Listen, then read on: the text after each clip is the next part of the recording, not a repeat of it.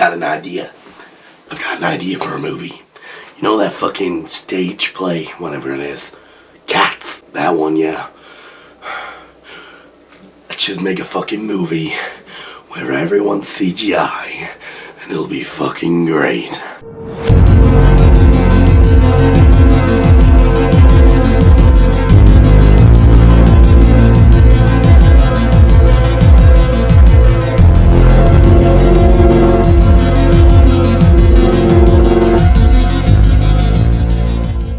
It's 2020 and I still haven't invested in a fucking tripod. Great. Anyway, welcome to a new video. As you can hear, my voice is currently gone, so I'm going to try my best to talk. I know this video is late because it was meant to come out obviously last year, so apologies that I haven't been uploading. I've been ill, and also it's been Christmas, as you are very well, yeah. I'm acting as if you don't know what fucking Christmas is, what the fuck. Anyway, I'm going to be doing a movie list, or films that I saw in 2019. I'm going to do this every year. That's if we're still here by the end of fucking 2020. We're going to start from the bottom, work our way up. I saw Cats. What a shit film. You need to sniff some serious shit, or smoke something, or just be on something to actually sit through this film. I've never once wanted to walk out on a film within the first minute. This was the first time I was so close. The only reason I stayed was because my girlfriend actually wanted to see this, and it was a idea and whatnot, because she likes stage performances and whatnot in the theatre. So I was like, fair enough, I don't want to see it, but you do, and I want to go with you. So, well, I'm never going to get that time back of my life. That film makes The Room look enjoyable. I don't really like musicals, which is quite weird because one of my favourite films of the year is a musical. But yeah, I'm not the biggest fan of musicals or anything like that, so this film was kind of like a nightmare for me. And also everything was just awful to look at. Highlights, I guess, Idris Elba. I always love Idris Elba. He's like my favourite actor, so I'm gonna gravitate towards liking him. And his character was okay. The character that Jason Derulo played, I liked his song in the film. I thought his cat was, you know, but yeah, the rest, burn them all, shoot the fuckers, chain the bastards up, throw them in a fucking river, and we'll move on. So next, we have Terminator Dark Fate, a film which I like elements of, but the main lead, I can't remember her name, who replaces John Connor, is fucking shit. Her acting is pretty bad. My biggest problem with the film is that I try so hard to be Terminator 1 and 2. Like, the Terminator franchise should have just stopped after, like, 2, definitely. 4, pushing it. I hate 3, but I really do like Salvation. But yeah, the first 2 Terminator films are just incredible films, and I feel like anything after that is just either shit to... I enjoyed it at the time, rewatching it and whatnot. I'm kind of like, alright. CGI in the film is fucking awful. But yeah, try so hard to be Terminator 1 and 2, because it's really unoriginal. Linda Hamilton is great in the film. She's probably the biggest standout. Arnie. I love Arnie in every Terminator film, so the rest of the cast were okay. The Rev 9, I think it is, I do like that Terminator, but yeah, overall the film was a bit of a slap in the face to Terminator fans. My next film is called Yesterday. I don't think it actually made a lot of money or anything like that. I just want to say this list is just on personal preferences in terms of like what I liked this year. I'm not saying Yesterday is a bad film. I'd say the only 2 bad films on this list are Cats and, or like, when I say bad films I mean like films that I hate, or films that I don't want to rewatch. Cats, definitely, and Terminator Dark Fate. Anything else, you know what I mean? So yeah, yesterday, I enjoyed it for the most part. It does kind of drag in some scenes and whatnot. The cast is very good. It's kind of got an indie sort of feel to it. I love the relationship between two main characters. Honestly, I thought it was really sweet and whatnot, and it was very believable, and I was rooting for them the whole time to actually get together and whatnot. Obviously, there's this side to it where the rest of the world forget who the Beatles were and whatnot, and it's up to this one guy who does remember to bring back every single song and whatnot, and you know, so yeah, overall it's a pretty decent film. It's got some really good comedic stuff in it. Ed Sheeran's quite good in it, to be fair, and he's in it quite a fair bit, so yeah. Next is one that I thought it was just boring to me. Captain Marvel. The internet was having a shit fest with this film, you know, against feminists and just the internet in general and whatnot, and then, you know, and then Brie Larson, and yeah, and then the film comes out and it's okay, it's just a normal Marvel film, not special or anything like that. The biggest thing she does is fly through a ship. Toy Story 4. Now, I've got a confession. I've never seen Toy Story 2 and 3. I definitely should at some point, but the reason why I didn't really like this film, I think, not really the fact that I didn't... It's not really the fact that I didn't like it or anything, it's just like, kind of like, I don't know, the experience of watching the film really put me off. Kids running around playing with fucking slinkies up and down the cinema stairs and talking all the way through, like, Nate, shut the fuck up, yeah. Overall, I thought it was okay. Next, we have the Lego Movie 2, a film that I wasn't expecting to like, or, yeah, as like as much as I did, because I'm not the biggest fan of the Lego movies. I didn't really like the first one. Tried to rewatch it recently, and I thought, it's not for me.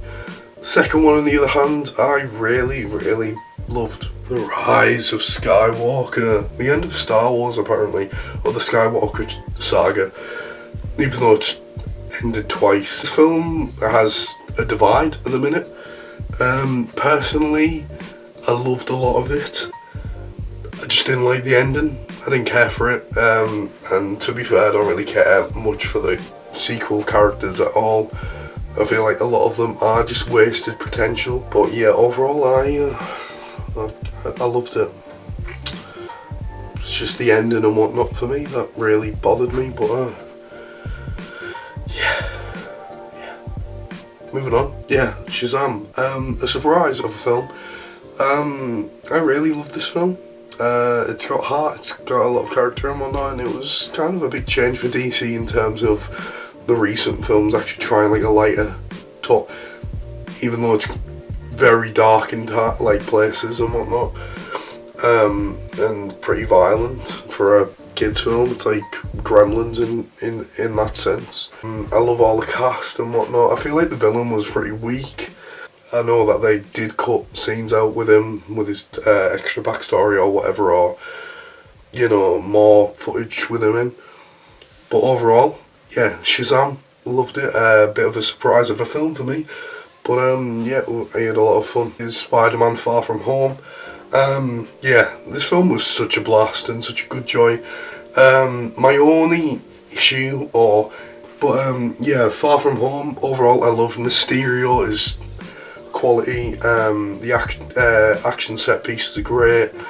The story itself is really, really good and whatnot. And yeah, I don't know if it's my favourite Spider-Man film, but it's up there definitely. Completely forgot to actually record this bit, but Godzilla King of the Monsters, I absolutely loved this film. It was a film I was looking forward to probably the most last year, as well as Endgame. But yeah, I really love the film, despite its many flaws and whatnot, and people thinking it's shit. I personally love this film. Now, I just want to say, I've got a joint first place, so technically, do I want to put this second or third, whatever, but these next three, there's definitely a third, and then first and second are just kind of tied. It depends on what I'm feeling. But yeah, I just want to say from my last video, from my movie ranking of 2018 films, that top three is completely wrong. Rewatching films and whatnot, my favourite film of that year actually was Mission Impossible Fallout. Spider-Man Into the Spider-Verse probably would go down to third place. It was my number one at the time, mainly due to the fact that I was loving it and whatnot. But yeah, that definitely would have went down. I think Bohemian Rhapsody was in my top three. That would have went down to fourth place, and I feel like Bumblebee would have went to my second favourite. My top three for 2018 is different to what it is now. Now, like I say, it would be 1, Mission Impossible Fallout, 2, Bumblebee, and 3, Into the Spider-Man, the Spider-Verse. The only reason why my opinion's really dropped on that film is the fact that I'm rewatching it constantly. The first 2 acts of the film I love, but then the third act I kind of feel like the film kind of falls apart. But anyway, let's get into the top 3 of this. At number 3, you have Joker. This film would have actually been a lot higher, or at least second. The only reason why it isn't is because it heavily takes inspiration or mimics scenes from Taxi Driver and another film I'm trying to think of. But here's another one that the film heavily is inspired by and does in fact take scenes from. It's not so much a comic book film. It's obviously DC and the Joker, and it's that character for the most part, but it's not a comic book movie. It is a character study and whatnot, and Joaquin Phoenix as the Joker is probably the best portrayal of the character to date, in my opinion, followed by Mark Hamill and then Heath Ledger. I know people are going to get on my arse about that, but Joaquin Phoenix is the Joker. I just hope he does more with the character. I hope they don't do too much. But if they just do the one film, I'm happy with it, because the film itself is great. The plot itself isn't that mad. It's not, crazy or anything.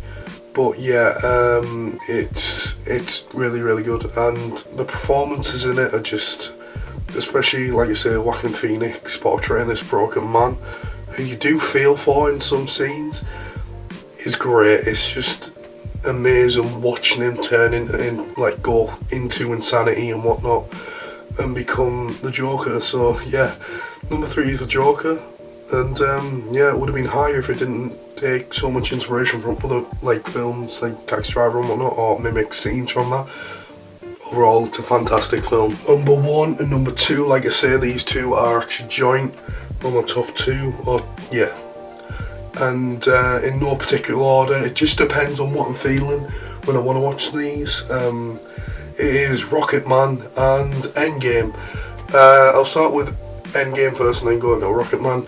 Endgame is by far my favourite MCU movie at this point.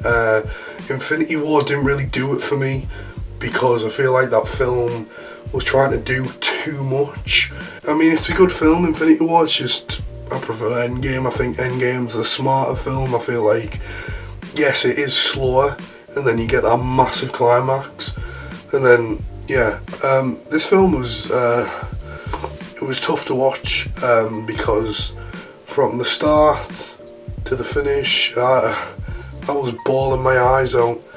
Honestly, I was crying all the way through, and the stuff with Steve and Peggy really got to me. Yeah, overall, Endgame was just a fantastic film, and it's an MCU film that I could absolutely watch and not get bored of, or skip, or do whatever, or fast forward bits, because the whole film to me is just great. It is better than Infinity War by a mile. The time travel stuff I love. I know people have had issues with it and all this stuff and blah blah blah.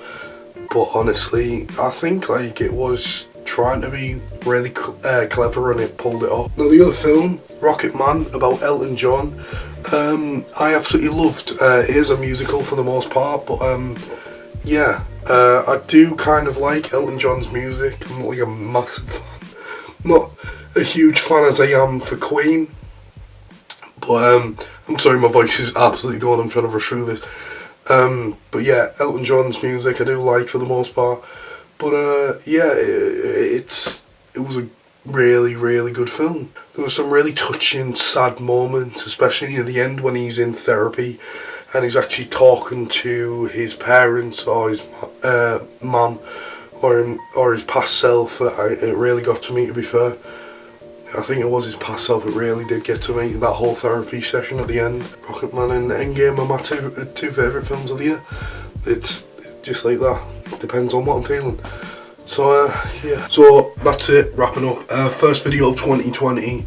I'm sorry that my voice has been absolutely awful. This video I've just, like I say, I'm recovering from being ill. Or at least I think I said that. Hopefully I did. Videos are kind of on halt at the minute just because it is still the festive series. Well, it's not really the festive season, it's kind of coming out of it. Faulty Occupation is getting pushed back just due to the fact that I want to film Idiot Season 3 or work on Idiot Season 3 first. Because I don't want to rush Faulty, I want it to be as best as I can make it. So yeah, unfortunately that is going to get pushed back just a little bit.